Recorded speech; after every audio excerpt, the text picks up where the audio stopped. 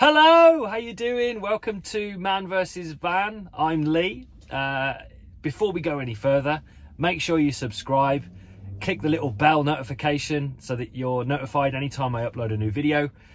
So what's the channel about? Well, it's all about the trials and tribulations of owning a van. And I'm not a mechanic. I don't know anything about bodywork. I just love my van. I've loved cars and vehicles since I could drive, since I learned how to drive, and I've always wanted a van in later life. Finally got myself one last year, and yeah, I've done a few things to it, but I wanted to do a video that explained the base point of the van, so what I've started with. So I've inherited a van. I've bought a van that someone else has taken the time to build to their liking, and what I'm doing is slowly bringing it back to life, giving it a bit of TLC and making it my own. So what I want to do today is give you a van tour, walk you through all the stuff that the van came with, the things I've had done so far, and then hopefully by the end of it, will it be in a good place to be able to push the channel on and create more videos like the one that you are watching today. Always start with a magic tree. It's one of the first things you should buy. So yeah, welcome to the inside of the van. As you can see, the back of the seat covers here, which I'll go into when we get to the front cab. But for now, I wanted to show you the inside of the camper as it is. So an aftermarket kitchen, like you would normally expect to see in terms of shape. When I had this, it was covered in this this grey paint. I mean, look, missed a couple of coats there by the looks of things. So what we decided to do was sand it back and add this vinyl covering to kind of give it that driftwood effect. It's actually come up quite nicely, quite pleased with it. I mean, I won't keep this whole thing in here, is coming out eventually, but yeah, reasonably pleased. It's I'll put the link in the description to the Amazon store that we bought this from. Dead cheap, dead simple, lifts the van a little bit in terms of colour inside. But yeah, pretty standard affair. So got a fridge, and then you've got the two hobs here, and your sink, and then underneath the sink you have your usual kind of fresh water and wastewater for when you go camping and what have you. There's our Kadak cooker, and then the smallest dustpan and brush you could ever want to see for all those small bits of dust you need to wipe away in a small way using small things. So yeah, it's got the curtains added, and then it has the rock and roll bed, which is finished in black and red, as you can see, which is the theme that I think the previous owner was going with. But yeah, I'm going to rip all this out, I think. And you've got the bottom here. I mean, that's screaming out for a couple of speakers, I think. So what I want to talk about is this carpet lining. So I've been reading a lot about how people will line the inside of their van in this carpet. I'll go onto the roof in a second, but if you take this panel, for example, I'm pretty sure this should be a ply panel here. But it's just got the loads of insulation. So I wonder if the previous owner kind of like wanted to, but couldn't get the thing to stay. So yeah, I'll be giving this a good once over and taking out the panels themselves. I mean, you can see there's a whole strip missing in the middle here. They use like screws instead of those really nice kind of push-in clips that you can get. And then we've got the spotlights on and kind of all wired up. I don't know if I can capture this, but you can see the roof isn't quite the same shape. Like, it's got this bulge, like here's this bulge here, and it bows here as well. So yeah, this deserves to get the facelift that's coming to it. The lights themselves, I mean, they're super bright. I mean, I'd like to change that. I mean, at night time, you know, when you go camping and what have you, you know, like when you go to a friend's house and you go to their bathroom and they turn the lights on, and if they've had spots fitted, it's almost like, oh my god, I can't see. It's a bit like that in here. You can't have any kind of like middle point, so we bought a lot of these kind of like battery powered LEDs and stuff for when we went camping this year. What I'm hoping to do is change these probably for, I've seen some roof templates that the guys at Infinity Customs do, where they can effectively change, you can change this whole roof out, and they leave like there's like a shelf that goes all the way around. So only like kind of like a couple of inches around. It means you can put LEDs in and they uplight, and it makes for a nice kind of atmospheric light rather than these kind of super light, like blind kind of spotlights, which would be nicer than they currently are. Other jobs that we've done so far have included, let me think. Oh yeah, so this panel here, this beautiful panel here is for the Chinese diesel heater. Now, for those of you unfamiliar with Chinese diesel heater technology, it sits under the driver's seat, at least in this van. This is a unit designed to pull diesel from the main tank when you're stationary, when you're camping, in order to heat the inside of the van. As I'm sure many of you will attest to that are familiar with diesel heaters, you have to be fluent in witchcraft to get them to work. I think this might have a blocked line because there's a really strong smell of diesel whenever I turn it on, and it sometimes kicks out an error code. But yeah, you need to know witchcraft for these to work, so I will be learning some spells as we go. Although I'm already thinking that I might rip it out and reinstall, so we'll see.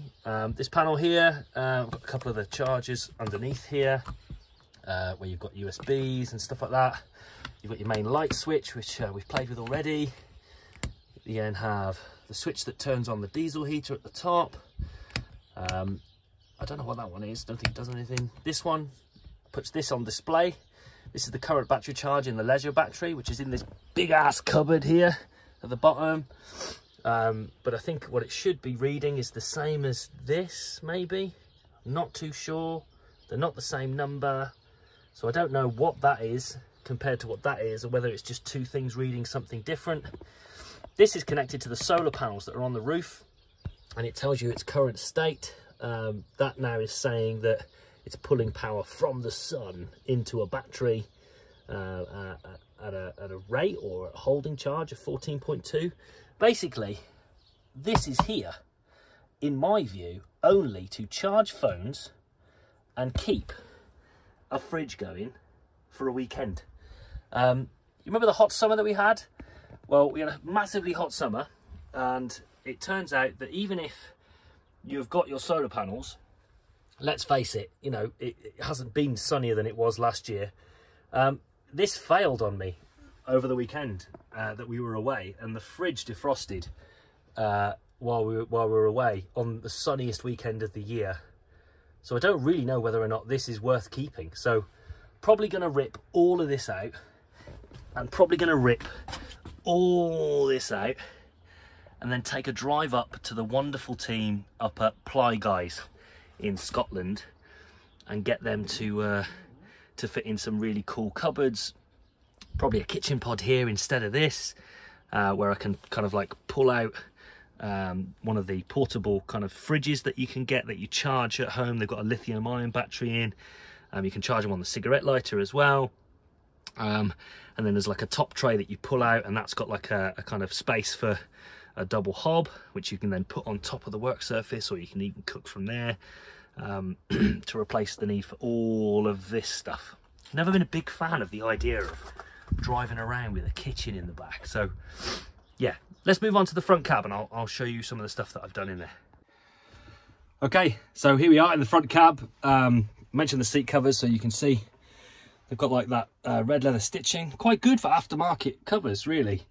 Although, given the state of the van when we bought it, I mean, it was obviously a builder's van at some point, because in some of the nooks and crannies we found like loads of like cement and crap that you would find in a builder's van, basically, in places like down the side of the window and all that kind of stuff. So I dread to think what is under those covers right now. So yeah, probably going to swap these out. I'm in two minds on whether or not to take this to having 2 seats.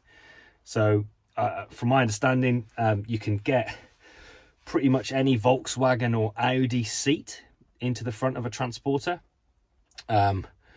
So looking at kind of like GTI seats from something like a Golf or something like that, or even like an R8 set of bucket seats or so. I don't know what I'm going to be able to get hold of, but maybe moving this into 2 seats rather than the 3 will be one of the projects. So yeah, that's the seats. I mean, they're just seats at the end of the day. They don't swivel or anything yet. I also don't have an awful lot of leg room. I mean, I'm 6'2". This is pushing right against the cabinet behind me, so I might well, when I put in some new seats, I might well kind of like raise it and allow it to go a bit further back, so I can be dead chill while I'm driving. I gave the van a massive deep clean. Probably went over it about 6 or 7 times in a day, scrubbing and scrubbing and scrubbing, and used some, variety of different cleaning things. The best thing that we used was some, I think it was Demon Tweaks or something like that. I'll put the link in the description. It's like a general all-purpose cleaner, but it absolutely destroyed the grime. And I've got friends who've got vans, and I've met people with vans that are a lot younger than this one. This one's 19 years old now. It's a 2003. Their vans, their front consoles and the dashboard and everything aren't as clean as mine, and I'm quite chuffed with how it came out. So a bit of elbow grease goes a long way with this kind of thing, I suppose. A failed experiment while we're in the cab was the door card. So that one is a standard door card, a clean one, as you can see, albeit nearly 20 years old. And then this one, I thought, you know what, I'd love leather. So I bought myself some leather covers off eBay. And as you can see, I didn't fit it very well. Look at that, nice and baggy. Turns out, if you want to do this properly, especially the upholstering bit, you should go to a professional or get better tools. When you take a door card off, it's one piece. It used to be 2 pieces, I think, in the factory. And then they melt the kind of the brackets that hold things like the door bins and stuff like that on. And it means that when you're trying to reupholster it with an aftermarket cover like this, you can't get in and around, because this gap here, for example, will not open and allow you to push a bit of leather in. So I'm going to get a shot of that. So this gap here and this gap here, it won't let you get the leather up and over. So there I was with a kind of like a butter knife and all manner of like kind of upholstery tools and everything else, trying to get this stuff to fit in. And really, I should have given up after about an hour and realised that it needed to be done properly. But I persevered because I was learning. I saw it as a learning phase. And so I have this kind of weird, baggy leather kind of door card now. I should say, by the way, like, I've made the effort to not clean the van while doing this video, because what I want to happen is I do this video and the van's in its kind of like base state and then not in a very nice place, and then there'll be like a before and after. So it's purposefully untidy. I mean, I've got an Amazon package here, I'll tell you what that is in a minute. And yeah, I'm trying to make it a before video. So haven't cleaned it, haven't swept it with my little dustpan and brush, but when I did the deep clean, just wanted to show you the kind of impact that had. But yeah, and then in the roof liners, this roof liner in particular is minging. I mean, look at it, absolutely disgusting. And it's coming away, looks baggy here, it's coming away here. Been watching YouTube videos this week on how to remove this. There's a load of screws and techniques to get things off and what have you. Not a difficult job, but I'm going to rip this off and then line it in carpet. Probably going to go for a dark carpet. This is quite light, so when I rip out the carpet, I'm going to go dark. So this will be like a dark roof liner. But yeah, it's not in great condition. Is what it is. You can also line these with carpet. So I think you have to take these off in order to get the roof lining off. So this will come off, and then we'll carpet line that and go from there. Oh yeah, the radio. So I I've had cars over the years, and as they've got newer and newer as the years have gone on, we've ended up with things like CarPlay, haven't we? So I've inherited this stereo. It's an Android-based system. I'm an iPhone user. I was like, oh, I'd love to have CarPlay. Why can't I have CarPlay? Turns out there are aftermarket widgets you can use on these kind of units. So this is a touch screen unit. Don't even know who makes it. But yeah, touchscreen unit. And when it was installed, there's a couple of like USB ports that have been added to the glove box. So they look a bit like this. And there's a couple of them, and one of them I've got this plugged into. So this black unit here is something that I got off Amazon, and they prompt you to go and download another app, which you then install on the head unit. And how do you install it on the head unit? Well, you can get a Wi-Fi connection on your head unit. So the van's on the drive, connected to my home's Wi-Fi. I got the internet. I was like, oh, this is brilliant. So that was the first discovery. YouTube in the car, in the van. So when we go camping, could probably hotspot to my phone and watch a bit of online, maybe, don't know. But either way, Wi-Fi connection, downloaded the app that they pointed you to for the dongle. And as soon as that app was on that stereo, you plug in the dongle, and every time you plug in your phone, it automatically detects your phone and switches to CarPlay. It's brilliant. It's as good as any kind of experience that you get with a new car where you plug your phone in and CarPlay just comes on. I get exactly that. I did think I was going to have to replace the head unit, and I was lucky enough to not have to do that. So I'll put a link in the description to that little widget as well. This is coming off. God, you remember SatNav?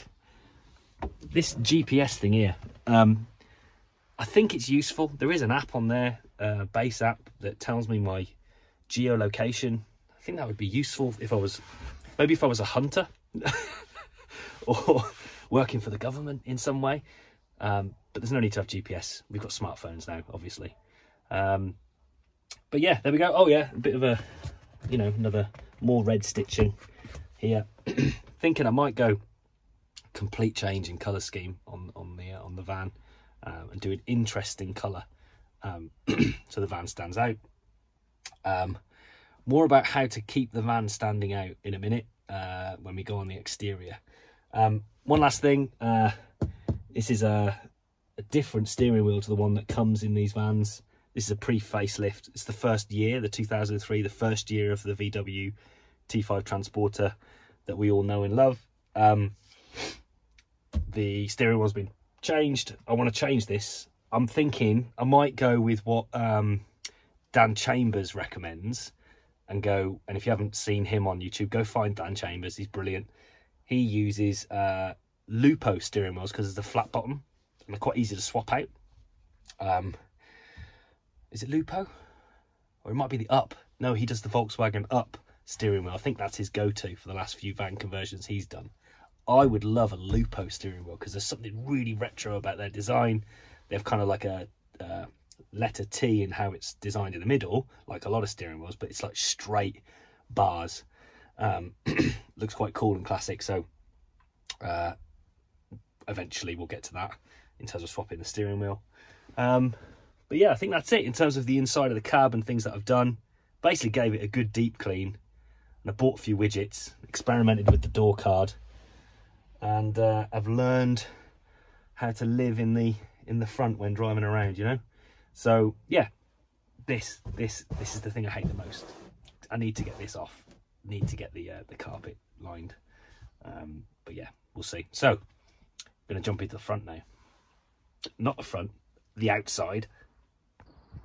Okay, I'm going to do from top to bottom rather than from front to back. So on the roof, I've got a couple of solar panels, which I think are going to be redundant because I'm going to swap to the lithium-ion battery powered fridge. So I might not need those solar panels anymore, which will free up the roof and I can go for that minimalist look, which is what I'm looking for. Got the obligatory, I forgot to mention them on the inside, the Hawaiian lei, which signifies to other V5 owners that, VW and T5 owners that you are up for the wave. So I find that decoration in the windscreen is the signifier. So I don't even bother unless they've done something like flowers on the front, or hanging something cool off the wing mirror, or if it's obviously been modified. I had to change the bonnet when I first had this. The entire bonnet catch on the front had got stiff and locked on open, and the guy who owned it before me, he was driving down an A road and it flipped up and nearly smashed his windscreen. So it was all dented on the corners here, so this was all dented on the other one. So I managed to find a second-hand white bonnet. I just did a straight swap, needed a good clean. It'd been sitting for a while, so managed to do that. Obviously got this bonnet bra on the front, just clips on. There's no like kind of other fixings, which is kind of cool. Also hides a dent, which is here, which I'm quite pleased to do. This is my favourite project so far. So the front bumper, difficult to see in the rain, but these are really old, these commercial front bumpers, a lot of the time, and they lose all their colour and they go grey and they don't look fantastic. So I did the whole kind of like, oh, I'll get the hairdryer on it. So you get the hairdryer and you heat it and it brings the oils out and give it a polish, and then it stays black for like a week, and then you have to go back and do it again. It's like living with a proper classic car that's kind of 100 years old rather than something that's 20. I've been reading a lot about Raptor paint, so you can probably see the texture of this. This is all textured, look. Now, Raptor paint is designed to do the bed of trucks. So it's basically for protecting the surface of the back of a truck when you've got stuff in the back. So I did a load of research, had to build the confidence because I was a bit scared of ruining my van. I only just bought it. I masked everything off. Didn't remove the bumper. I thought, you know what, I'm just going to give it a go on the drive. Masked everything off. Got a couple of the 2K Raptor spray canisters, and did it on a hot summer's day. A couple of coats after doing all of the prep work, and they say prep is key, so I spent a long time doing all the prep, and then it came out really nice, and it stays jet black. And I know you can't see it properly in the rain, but this looks great on a summer's day. I'll put a couple of pictures up now.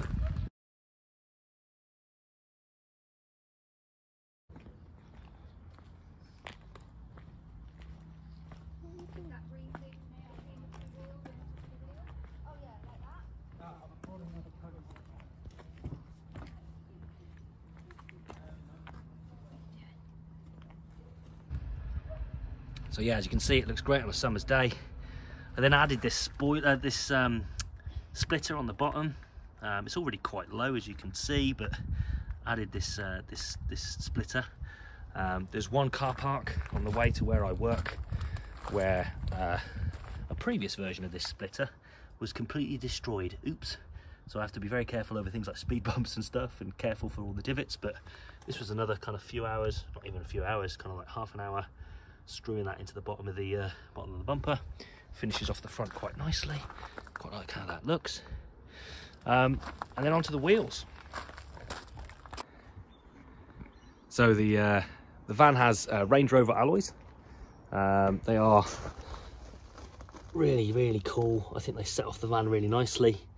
The ones I had, well, when I got the van, they'd been scuffed. Every one of them had scuffs.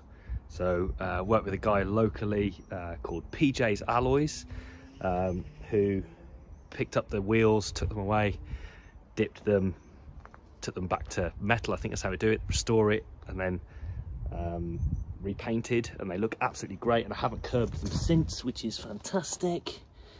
It's sat on coilovers, adjustable coilovers. Haven't got the spanner, so you have to have a spanner to kind of adjust the height on these things, and so I haven't got the ability to adjust them, but there are adjustable coilovers on there. So my dream one day, my dream would be to have air suspension, so it kind of goes and then I would probably replace the wheels with some steels, or maybe even some of the Navis wheels that the guys at Transporter HQ have been touting about this past year. But yeah, the stance is great. I love how low the van is. I don't struggle too much with things like speed bumps. I just panic. I think that's everybody whenever you've got a low vehicle. It's got the black bars on the bottom. Can't tell on this one. This one's all right, but the other one, it's obviously gone over a speed bump, because if you look at the angle of it, you see how it comes up in the center? So like, hang on, let me get the, where is it? Where's my finger? There's my finger. This bit, about there. You can see how it curves up. So the bottom of it's been bashed, but easy and relatively cheap job to replace those. It's had the upgraded wing mirrors. I think they're from a 5.1, T5.1. Got the wind deflectors, again, look quite cool on one of these. Tinted glass, which is fantastic. Then I built up the confidence and I got the bottle and I purchased some rear quarter glass from Camperglass.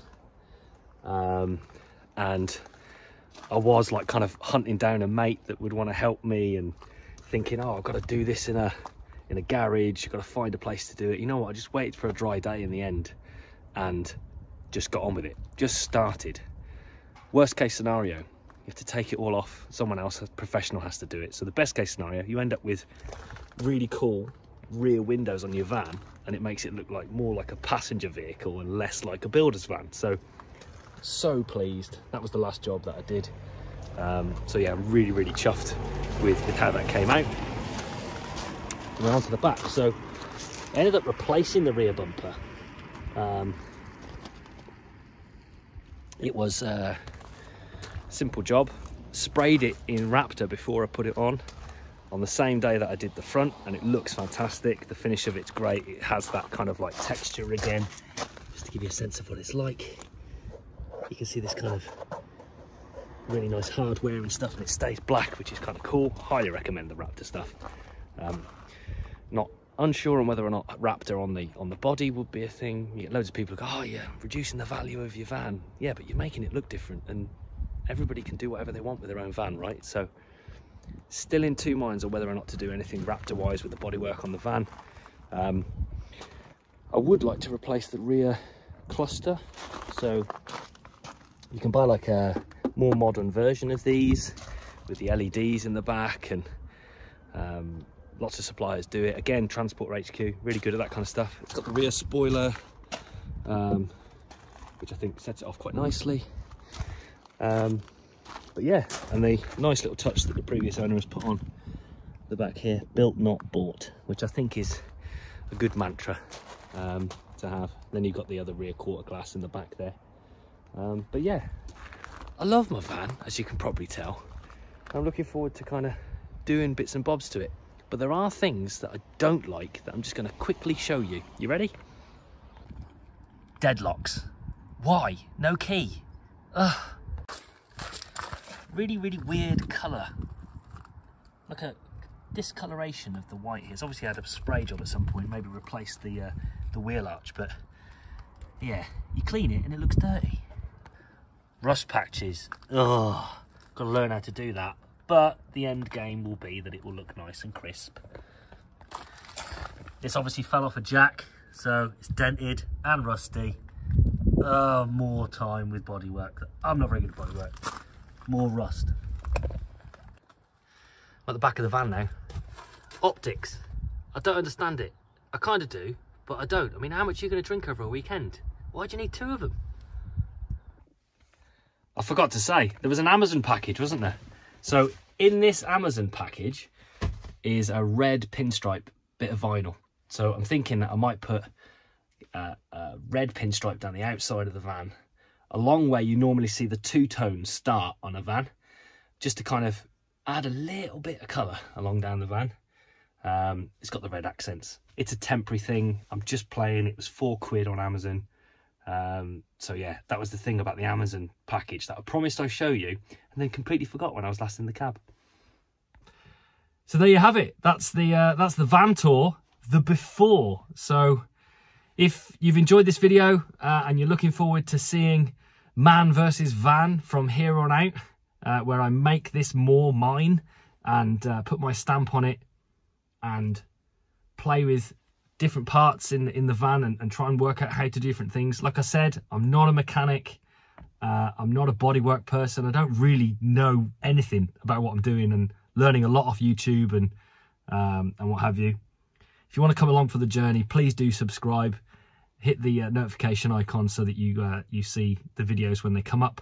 But yeah, this has been Man vs Van. See you next time.